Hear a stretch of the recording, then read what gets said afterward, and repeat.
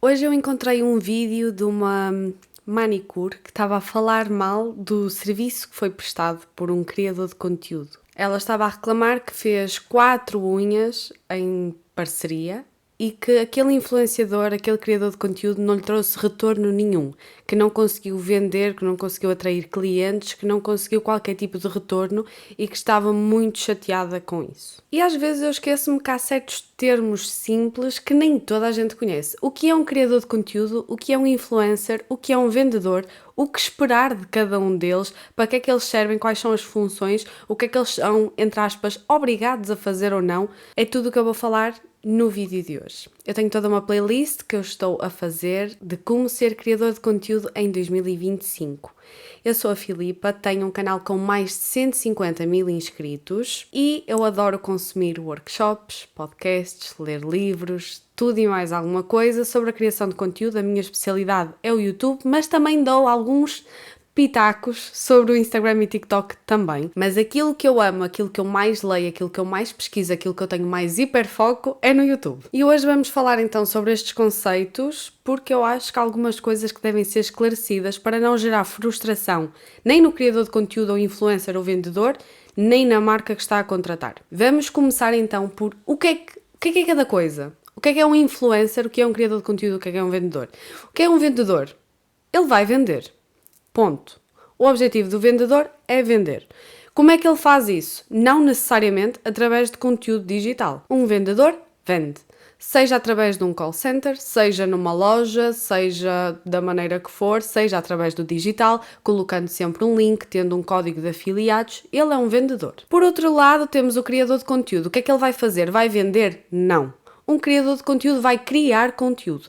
O conteúdo pode ser um texto para um blog, para um jornal, para uma revista, para o Instagram, pode ser uma fotografia, pode ser um vídeo, pode ser um Reels, pode ser um podcast, pode ser várias coisas, mas ele vai criar conteúdo em cima daquilo. Seja umas unhas, seja uma viagem, seja um hotel, seja uma garrafa, ele vai criar um conteúdo em cima disto. Ele não te promete vendas, ele promete-te criar conteúdo em cima daquilo.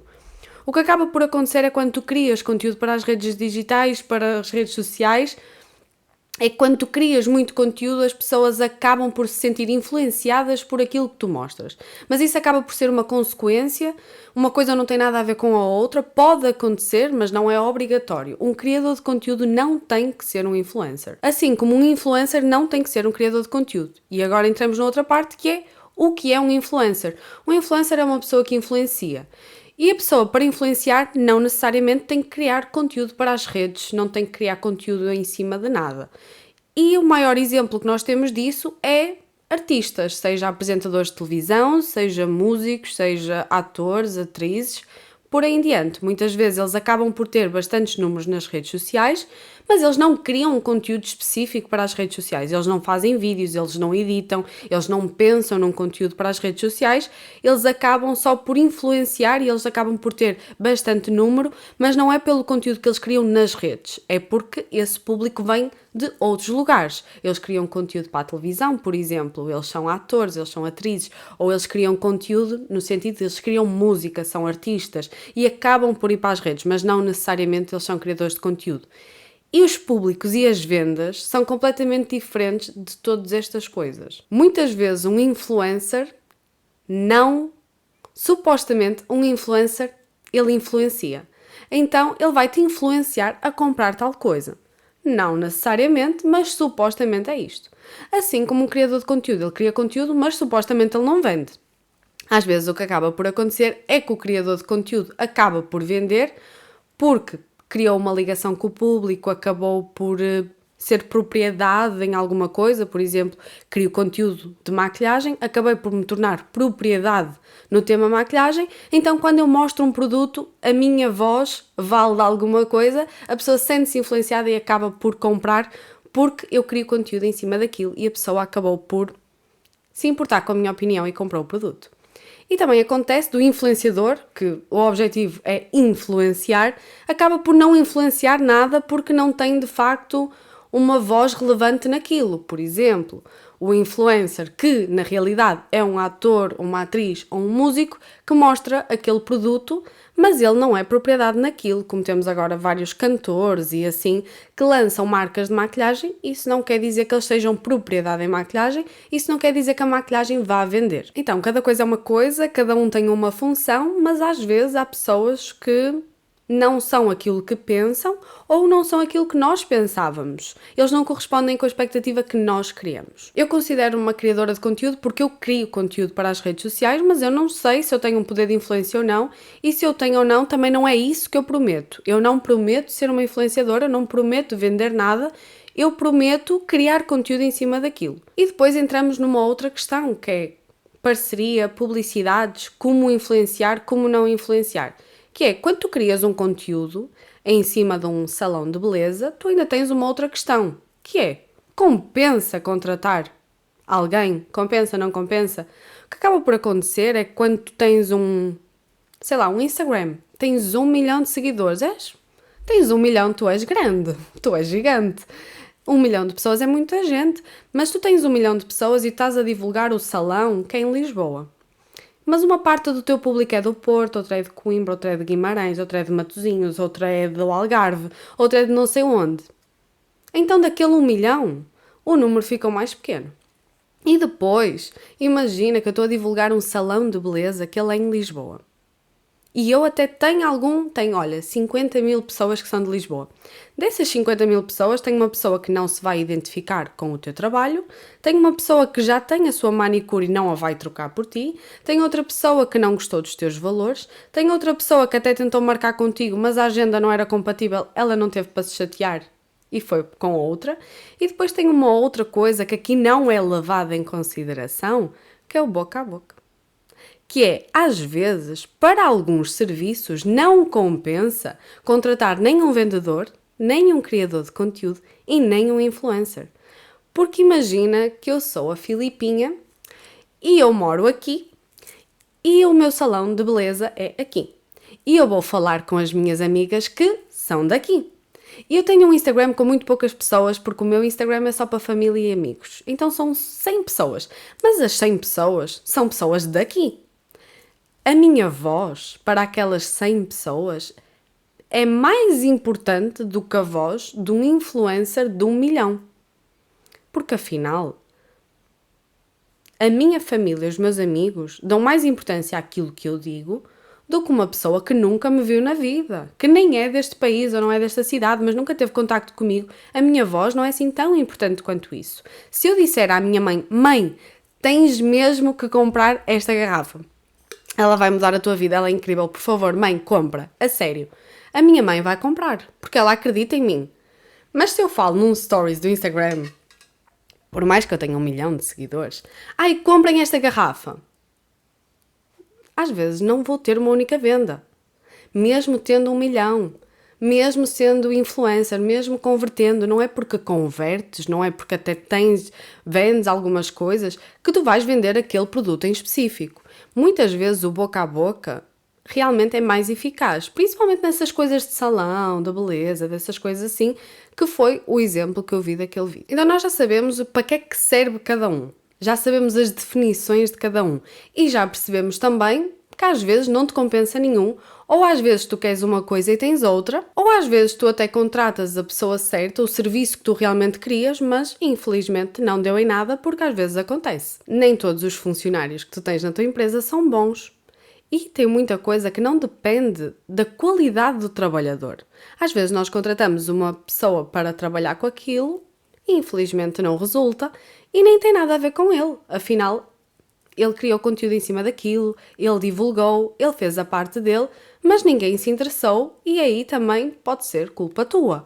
Ou pelos teus preços, ou por onde está localizada a tua loja, ou enfim, ou porque o site não estava a funcionar e é um problema teu e do teu site, ou porque os valores são absurdos, as pessoas acham que não se justifica, ou porque demoras 50 dias a entregar o produto, a pessoa já não quer mais porque não gostou, ou porque acharam que o frete era muito caro, ou porque não foram com a tua cara, não gostaram do teu trabalho, não gostaram do teu produto, enfim.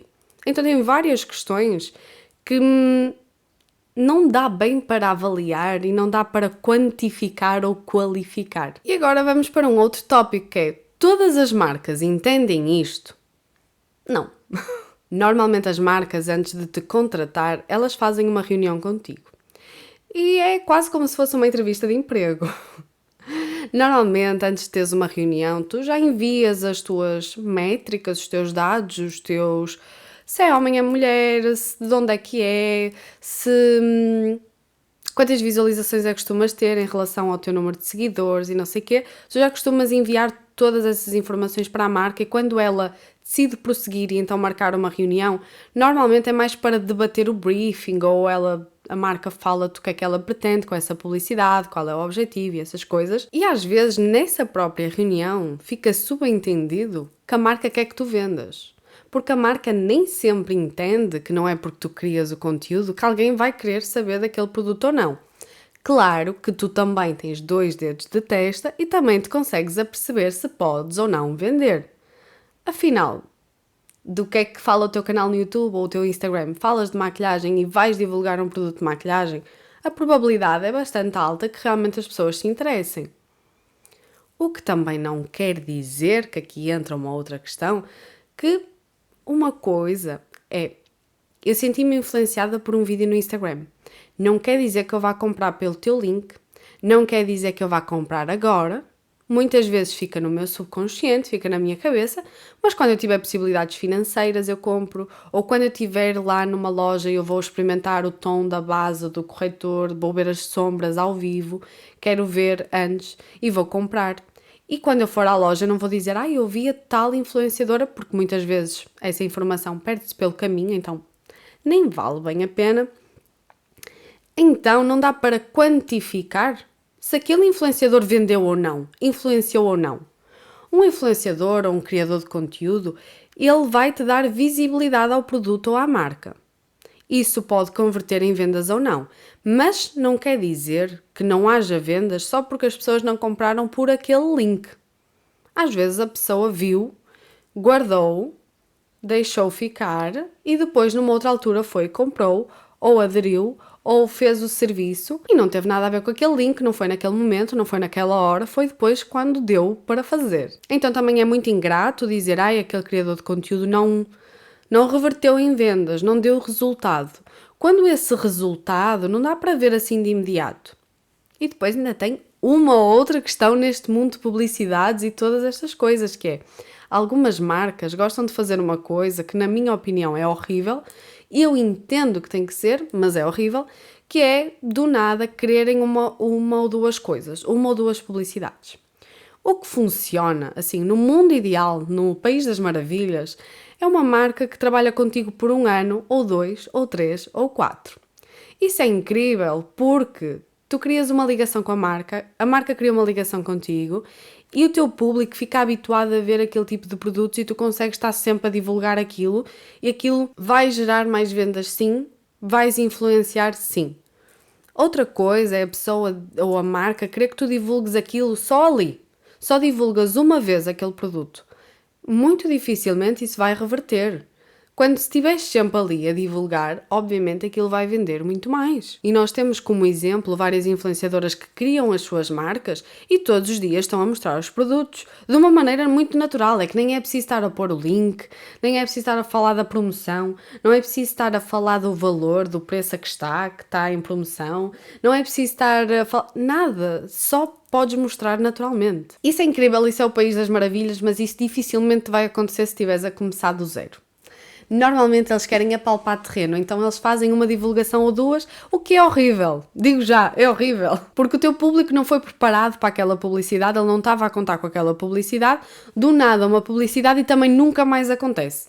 Quem viu aquele vídeo viu, quem não viu, quem viu aquela fotografia viu, quem não viu e perde-se no feed e perde-se no teu conteúdo. Ainda por cima, quando são publicidades, o YouTube ou o Instagram ou o TikTok já divulga menos, então... uma palhaçada, vamos ser sinceros, aqui entre nós, uma palhaçada. Às vezes faz sentido fazer uma divulgação única, principalmente no início em que tu não consegues grandes publicidades, nem vais conseguir logo um contrato de 1 ano. Isso não vai acontecer. Era perfeito, mas não vai acontecer. Principalmente se tu nunca trabalhaste com nenhuma marca antes, nunca fizeste nada antes, eles não sabem qual é o teu poder de conversão, nem tu sabes quanto é que vendes, quanto é que convertes, se a pessoa vai ao site só ver. Nem estou a falar de comprar o produto, mas entrar no site, ver se vai ter curiosidade. Nem tu sabes o teu poder de conversão e nem a marca, então eles não vão arriscar num contrato a longo prazo. Mas a verdade é que coisas a curto prazo dão muito menos resultado. E muitas das marcas não vão entender isso e logo nessa primeira reunião já vão falar: ai, vendas. E é assim, um criador de conteúdo não tem que vender. Agora, se deves dizer isso numa reunião com a marca, eu nunca tive essa coragem. Nunca tive essa coragem, mas depois as expectativas não estão alinhadas, vai haver desilusão de uma das partes. Vamos esclarecer aqui o que é publicidade versus permuta? O que é uma coisa, o que é outra? Então, permuta, vale a pena? Várias perguntas. Uma publicidade é aquilo em que tu dás-me este copo, esta garrafa, e eu vou divulgar. Vou fazer uma publicidade e tu vais-me pagar. Vai haver um contrato em como eu te vou prestar um serviço. Não sei como é que funciona no Brasil, sei que tem um público muito grande do Brasil, mas vou falar aqui em Portugal porque só trabalhei assim. Que é, há um contrato e tu vais prestar um serviço, então tu vais fazer recibos verdes disso, vais dizer ao Estado e vais pagar uma parte ao Estado da publicidade que tu fizeste. Então tu tens um produto para divulgar, tu divulgas, tu recebes o valor, normalmente tu recebes em 30, 60 ou 90 dias, então antes de receberes o produto, vocês alinham, falam o briefing, dizem o que é que esperam um do outro, alinham quais vão ser as datas em que vão ser publicadas as coisas, se for para alguma campanha específica, dia dos namorados ou dia da mãe, dia do pai, dia não sei o quê, essas datas assim específicas, normalmente há divulgação de produtos, há publicidades, há cupons, há links, há essas coisas todas, é uma palhaçada. Então tem isso tudo, vocês alinham tudo isso antes. Tens o produto, gravas o conteúdo, mandas para a aprovação, a marca vai ver o teu vídeo, vai ver a tua fotografia, vai ver a tua legenda, vê se está tudo ok. Às vezes vais ter que refazer, outras vezes está ok, perfeito, maravilhoso. Se vocês conseguirem isso, agarrem essa marca, porque ela é muito rara. Se houver alguma marca que vocês conheçam que confia 100%, faz o que tu quiseres. Ainda não tive a oportunidade de trabalhar com uma marca assim. Boa sorte para vocês, que depois isso também é um outro 31. Isso é também tema para um outro vídeo. Mas enfim, a marca aprovou, perfeito, vai ser publicado amanhã. Amanhã o vídeo vai ser publicado, passado 30 dias, ou 60, ou 90, é que vocês recebem. É 30, 60 ou 90 dias desde o dia da publicação. Mas vocês já tiveram todo o tempo antes a trabalhar naquilo. É um pouquinho chato, principalmente no início, em que tu não tens uma renda fixa, tu precisas daquele dinheiro e tu fazes a publicidade hoje e só vais receber daqui a... Não é? Quando der. Entretanto, tu esqueces já que fizeste aquela publicidade e cai-te um dinheiro na conta e parece surpresa. Parece, uau! Já me aconteceu. Que eu fiquei, uau, dinheiro! Nem estava à espera, já me tinha esquecido deste dinheiro. O que é uma permuta? Uma permuta é eu vou ao teu salão de beleza, tu fazes umas unhas e eu publico um stories. Então, eu divulguei o teu serviço, não houve uma troca monetária, houve uma troca de serviços. Eu faço-te uma publicidade ou eu crio-te um conteúdo e tu dás-me aquele serviço ou aquele produto. Tu dás-me uma peça de roupa e eu faço um conteúdo em cima da roupa. Então, tu trocaste a roupa por um vídeo no meu Instagram. É uma troca. Sabem antigamente quando um tinha alface e o outro tinha pepino e então eles trocavam e agora tu tens um pouco de alface e pepino e o outro tem um pouco de alface e pepino? É tipo isso. Eu tenho laranjas. Eu tenho maçãs. Então toma aqui um pouco de laranjas e tu toma um pouco de maçãs. E agora os dois juntos temos maçãs e laranjas. Isto acontece quando funciona assim. Quando as duas partes estão alinhadas e as duas recebem aquilo que estão à espera de receber. Tu ficas com um pouco de laranjas, eu fico com um pouco de maçãs. Entendeu? Entendeu. O que acontece é que muitas vezes a pessoa acha que está a trocar, por exemplo, eu dou-te as unhas e tu tens que me trazer 5 clientes. Não, isso eu não te posso prometer. Eu não te posso prometer que eu vou trazer 5 clientes. Eu posso te prometer que eu faço um vídeo, que eu faço uma foto, que eu faço um stories, que eu faço um podcast em cima das unhas. Mas eu não te posso prometer que eu te trago 5 clientes. Aí as expectativas não estão alinhadas. Uma permuta compensa quando as duas partes entendem o que é e está tudo certo com aquilo. Muitas pessoas fazem contrato? Sim. O certo é fazer contrato? Sim. Eu já fiz sem contrato? Sim, também. E agora vou falar de um tema polémico que me aconteceu a mim e que na altura foi a primeira e única vez em que isto me aconteceu e que eu fiquei um pouco sem reação e sem saber como lidar com o assunto, e eu lidei da maneira que eu achei a mais correta. Não sei se hoje faria o mesmo, não sei. Não sei o que é que eu faria. Até hoje não sei. Não soube na altura lidar e não sei lidar até hoje. Esta parte agora já não é de conhecimento. Vou falar da minha vida. Vi um salão nas redes sociais e eu pensei, adoro! Quero muito fazer o cabelo lá. Ele fica muito longe de minha casa. É um salão que é em Portugal. Eu vivo em Espanha. Eu vivo muito perto da fronteira com Portugal. Mas mesmo assim, o salão ficava a 1 hora de carro. Muitos quilómetros. Não era 1 hora porque tem muito trânsito, não. É 1 hora porque tu estás sempre a andar. Fica muito longe. Então eu andei 1 hora para lá, mais 1 hora para cá. Eu perdi 2 horas só na viagem. E eu fui a esse salão e antes de eu ir ao salão, eu mandei uma mensagem no Instagram a dizer ai, olá e tal, não sei o que, gostei, qual o preço para fazer isto e isto no meu cabelo? Que era para lavar, secar e cortar. Eu precisava de cortar um pouco o cabelo, que ele estava daquele jeito. A pessoa respondeu logo, muito rápido, muito prestativo. Ai, valor tal. Achei barato. Achei perfeito. Eu, ai, maravilha. Quais são as datas que vocês têm disponibilidade? Ai, temos neste dia, temos neste dia. Eu, perfeito. Então, antes de marcar, eu gostava de perguntar se eu posso criar conteúdo, se eu posso gravar. Eu crio conteúdo para as redes sociais, eu gostava de saber se eu posso gravar no salão, se eu estou autorizada. Mais uma vez, não sei como é que funciona no Brasil, mas aqui em Portugal é ilegal tu gravares as coisas se não fores autorizada. Dentro de lugares privados tu não podes gravar e ninguém pode aparecer na tua gravação. Se aparecer alguém na tua gravação, por causa dos direitos de autor, a pessoa pode te pôr em tribunal e tu tens que retirar o vídeo, e se não tiveres problemas maiores. Porque o retirar o vídeo é ok. O problema é que às vezes a pessoa quer te pôr em tribunal. Tem pessoas que são chatas, tem pessoas que são más e elas podem, porque elas estão no direito delas, é a cara delas, não é para estar no meu Instagram. O que é que aconteceu? É que eu fui ao salão e ainda me disseram o seguinte na mensagem: podes gravar, tudo ok, estás autorizada e como és criadora de conteúdo, nós oferecemos-te uma hidratação no cabelo. Então, eu ia pagar pelo corte, eu ia pagar pela lavagem e por me secarem o cabelo, mas eles iam-me oferecer uma hidratação. Então a hidratação entrava aqui como permuta, coisa que eu nunca tinha feito. Eu fiquei, ai que fixe. O que é que aconteceu? O meu corte de cabelo veio torto. Cortaram mal o cabelo. Um lado veio em cima e o outro lado veio em baixo. Não sei o que aconteceu no corte, mas cortaram mal o cabelo. Eu publiquei lá no TikTok, sem divulgar. Eu tinha gravado alguns clipes no salão e tal. Eu gravei a fazerem os procedimentos e quando eu cheguei a casa e reparei que o meu corte de cabelo estava mal, porque eu só reparei depois em casa, então eu não falei lá com eles porque eu não reparei. Quando eu estava lá no salão eu achei perfeito, estava escovado direitinho. O problema foi quando eu fui ao ginásio, fui treinar, lavei o cabelo, fui a secar o cabelo em casa e vi a pataquada que tinha ficado o cabelo. Eu pensei, meu Deus, ainda não tinha publicado o vídeo, ainda eu ia editar, então depois, na edição, eu não divulguei o nome do salão, não mostrei nenhum profissional, não mostrei ninguém lá, que era para não ter o cu preso, basicamente é isso. E eu mostrei que o corte de cabelo, mostrei eu a ir cortar o cabelo e depois mostrei em casa que tinha ficado mal.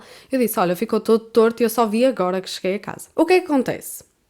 O salão nunca falou nada comigo, eu não marquei o salão, não falei qual era, não disse onde é que ficava, qual era a localidade, não disse quem foi o profissional que me cortou o cabelo, não identifiquei nada nem ninguém. Eles provavelmente nunca viram o meu conteúdo, nunca falaram nada comigo, mas a verdade é que eu não divulguei o salão deles. Então eles ofereceram-me uma hidratação e eu não divulguei nada deles. Quando eles só me contrataram, entre aspas, só me deram a permuta da hidratação porque eu ia criar conteúdo. E eu criei conteúdo, mas eu não divulguei nada deles porque o corte veio mal. O corte veio péssimo. Então eu não me sentia bem em estar a divulgar, porque eu não quero que as pessoas vão a esse salão porque o meu corte veio mal. Então se o meu corte veio mal, o teu também pode ficar mal, então não vou divulgar. Mas a verdade é que me foi oferecida uma hidratação que eu não divulguei. O salão não quis saber, ofereceu porque quis, nunca meteu problema nenhum, mas não sei se foi a coisa mais correta da minha parte. A verdade é que eu não prometi publicar nada. Eu não prometi, não ficou acordado que eu ia publicar no Insta ou no TikTok ou não sei o quê. Não ficou falado em lado nenhum, então fica muita coisa em aberto quando não há um contrato, quando as coisas não são bem faladas, quando as coisas não são bem explicadas. Também não entrei em contacto com o salão a dizer, olha, o corte ficou mal, dá para corrigir. Não, deixa estar, tenho corte... O meu cabelo está cortado mal até hoje, eu nunca mais fui num salão porque eu fiquei com trauma.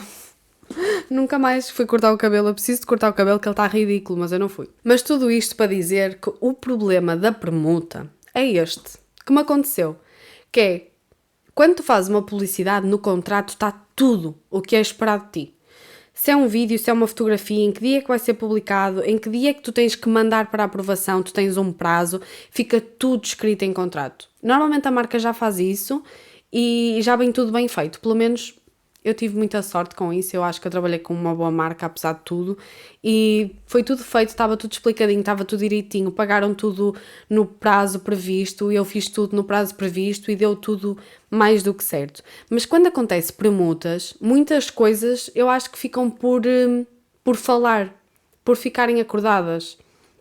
Então eu acho que a permuta é muito interessante, principalmente para pessoas novas, em que às vezes a tua publicação ainda não vale dinheiro, em que às vezes um post no teu Instagram não vale assim tanto, então realmente uma troca de serviços está ok, é justo. Às vezes o teu post vale realmente umas unhas, vale uma hidratação, vale um corte de cabelo, não vale mais do que isso, então eu sou a favor sim da permuta, tem pessoas que não. Eu acho que dependendo do número de seguidores, de inscritos e assim, compensa sim. O que acontece é que eu acho é que tem que ser tudo muito bem acordado. Porque eu acho que quando é assim uma permuta, tipo neste caso, vocês iriam dizer, vou fazer aqui um contrato, assina. Vocês iriam fazer isso? Eu não fiz. E acho que a maior parte das pessoas, quando é permuta, não faz um acordo, não faz um contratozinho antes, não faz assim uma coisa. Eu acho que pelo menos devia ser tudo esclarecido. Onde é que eu vou publicar ou quando, só que aí não sei. Acho que tem aí uma lacuna muito grande quando é uma troca de serviços assim. Ao mesmo tempo que é para ser uma coisa descontraída, sinto que falta um profissionalismo, porque senão, lá está, a marca ou a pessoa pode não se beneficiar com esta troca ou as coisas não podem não estar muito bem alinhadas. Digam-me aí o que é que acham que deveria ser feito neste caso da permuta. Um contrato é mau para uma hidratação de cabelo? Acho que pode ser um pouco profissional demais, mas talvez um alinhamento de expectativas, mas isso deve vir da marca ou deve vir do influenciador? Quando a marca te oferece algo, és tu que dizes, olha, vai ser publicado dia tal, nesta rede social, não sei o quê, não sei. Digam-me aqui em baixo o que é que vocês acham também, qual é a vossa opinião e nós vamos aprendendo juntos. E pronto, foi este o episódio de hoje, eu espero muito que vocês tenham gostado e beijinhos, até à próxima. Tchau!